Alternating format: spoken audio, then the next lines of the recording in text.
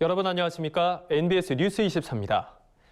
영농철마다 농촌에서 흔히 볼 수 있는 광경, 바로 농작업 인부들이 트럭 적재함에 탑승해서 이동하는 모습입니다. 트럭 적재함 탑승은 도로교통법에도 저촉될 뿐만 아니라 별도의 안전장치가 없어서 매우 위험합니다.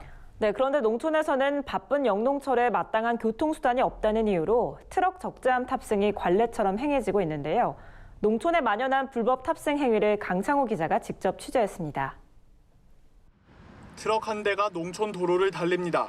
제법 빠른 속도로 달리는 트럭의 적재함에는 여러 명의 인부들이 올라타 있습니다.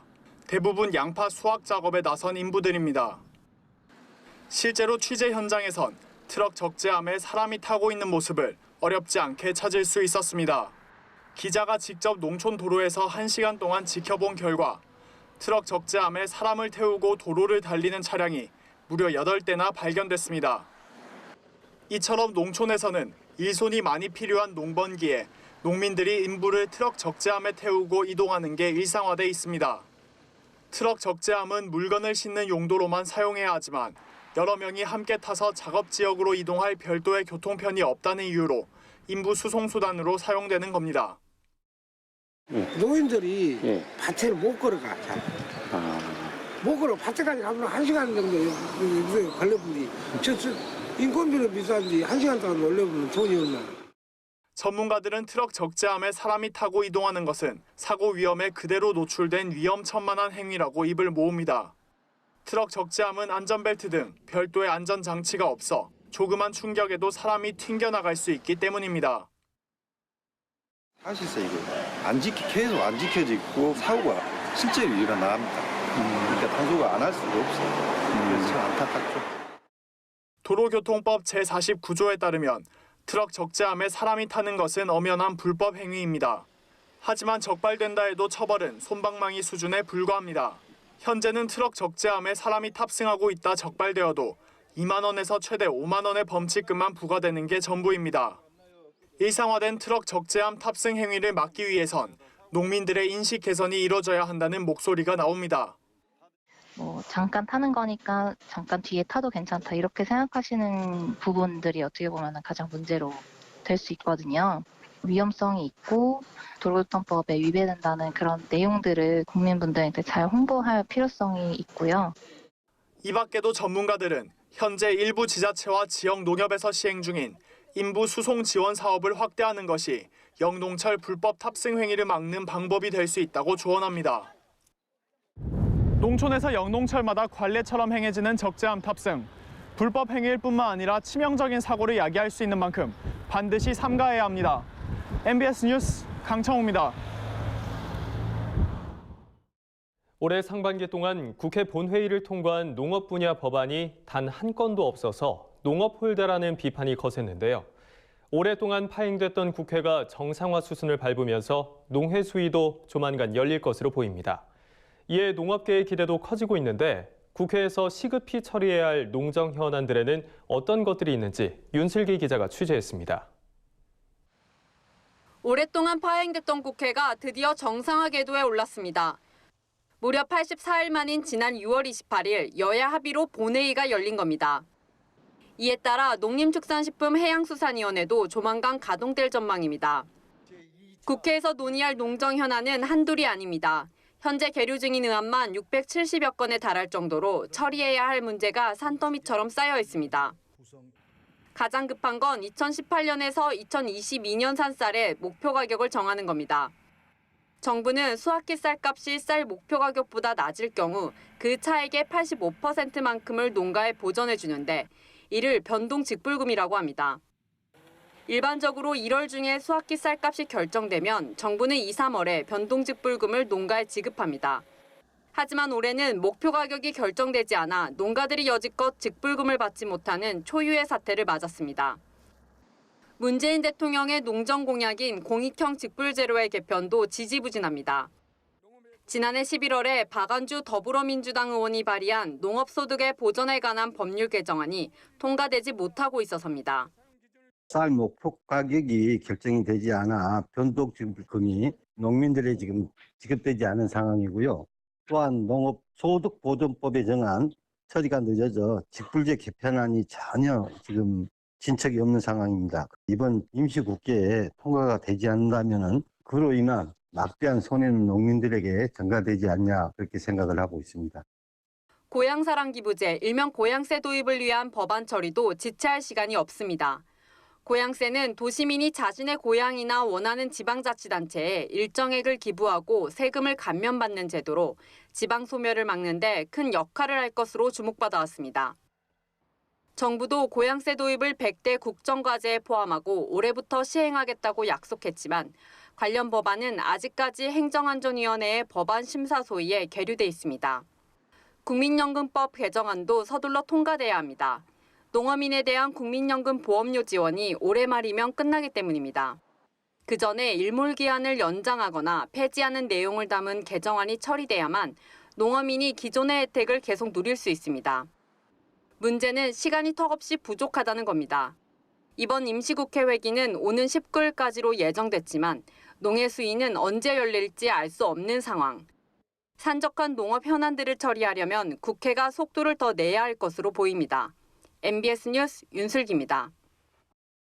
앞으로 식용란 검사에서 불합격한 산란계 농가는 매년 1회 이상 전문 방역 업체를 통해 소독과 방제를 받아야 합니다. 이를 어기면 최대 300만 원의 과태료를 물게 되는데요. 2017년 발생한 달걀 살충제 성분 검출 사태가 재발되는 걸 막기 위해서입니다. 이달부터 변경된 가축 전염병 예방법 시행규칙 내용을 이현경 기자가 보도합니다. 이달부터 식용란 검사에 불합격한 산란계 농가는 매년 1회 이상 가축방역위생관리업체의 소독과 방제가 의무화됩니다. 농림축산식품부는 이 같은 내용을 담은 가축전염병 예방법 시행규칙 개정안을 이달부터 시행한다고 밝혔습니다. 이에 따라 식용란 검사에 불합격한 농가는 당장 올해부터 매년 1회 이상 전문 방역업체로부터 소독과 방제를 받아야 합니다. 2021년부터는 검사 합격 여부와 관계없이 10만 수 이상 산란계를 사육하는 농가가, 2023년부터는 5만 수 이상의 산란계 농가가 이 같은 의무를 준수해야 합니다. 만약 이를 어기면 위반 횟수에 따라 1차 50만 원, 2차 150만 원, 3차 이상 300만 원의 과태료를 물게 됩니다. 또 아프리카 돼지열병 ASF의 유입을 막기 위해 농가가 지켜야 할 방역 관련 준수 사항이 추가됐습니다. 음식물류 폐기물을 돼지 먹이로 급여할 경우 폐기물관리법을 위반해서는 안 된다는 규정을 못 박은 겁니다. 현재 환경부는 가축 전염병이 발생했거나 발생할 우려가 있을 때 농식품부 장관이 요청한 경우 농가가 남은 음식물을 가축에 급여해서는 안 된다는 내용으로 폐기물관리법 개정을 추진 중입니다. 아울러 가축 전염병 발생으로 역학조사가 필요한 경우 정부가 농가 차량의 고속도로 통행 정보를 수집할 수 있게 됐습니다.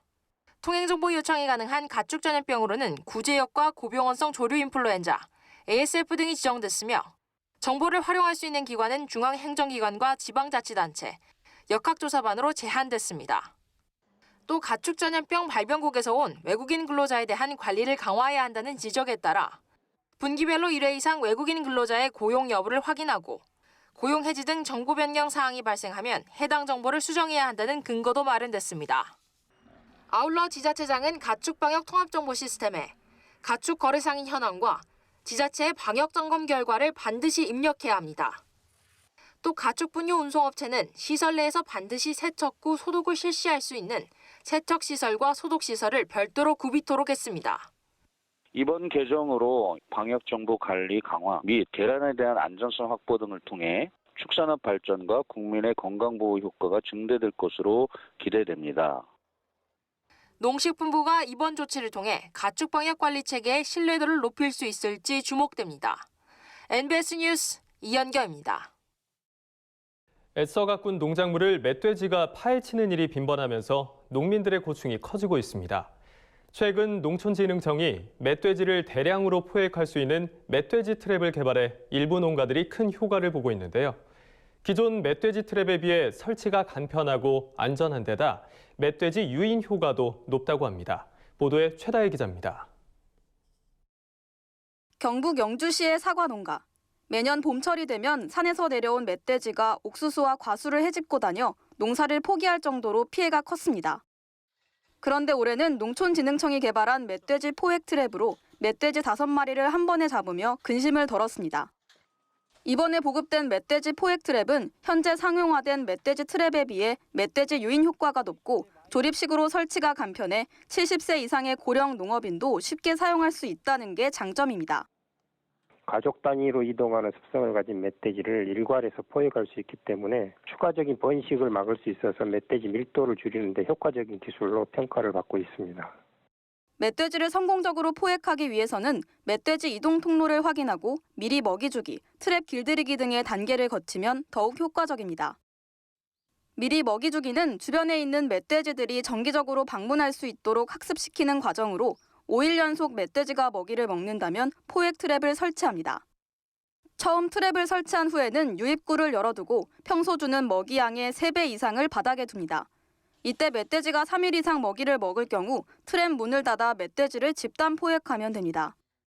농진청은 이번에 개발한 포획 트랩을 시범 설치해 운영한 결과 야간에 비가 온 경우 포획률이 높았고 1차적으로 멧돼지 한 마리를 잡았어도 먹이를 계속 주면 또 다른 멧돼지도 연속으로 잡을 수 있다고 설명했습니다.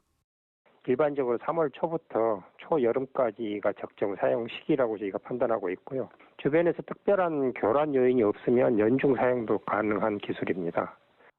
트랩 제작 비용은 한 개당 200만 원으로 농식품부와 일부 지자체가 160만 원을 지원해 농가 부담은 40만 원 정도입니다. 농진청은 멧돼지의 잦은 출몰로 피해가 큰 산간 인접 지역 농가에 멧돼지 트랩 450개를 보급했으며 현재 7천여 농가가 설치를 희망하고 있어 앞으로 지원을 더욱 확대할 계획이라고 밝혔습니다. MBS 뉴스 최다입니다. 간추린 뉴스입니다. 농협은 1일 서울 중구 농협중앙회에서 창립 58주년 기념식을 개최했습니다. 농업인과 함께 걸어온 길, 국민과 함께 열어갈 미래란 슬로건 아래 열린 이번 창립 기념식에는 이계호 농림축산식품부 장관과 황주홍 국회 농림축산식품 해양수산위원장 등 800여 명이 참석했습니다. 기념식에선 정부 훈포장과 농협중앙회 표창 등의 시상이 이뤄졌습니다. 김병원 농협중앙회장은 농협의 존재 목적은 농민에 있다면서 앞으로도 농협은 농업 농촌의 발전, 농가소득 증대를 위해 최선을 다하겠다고 말했습니다.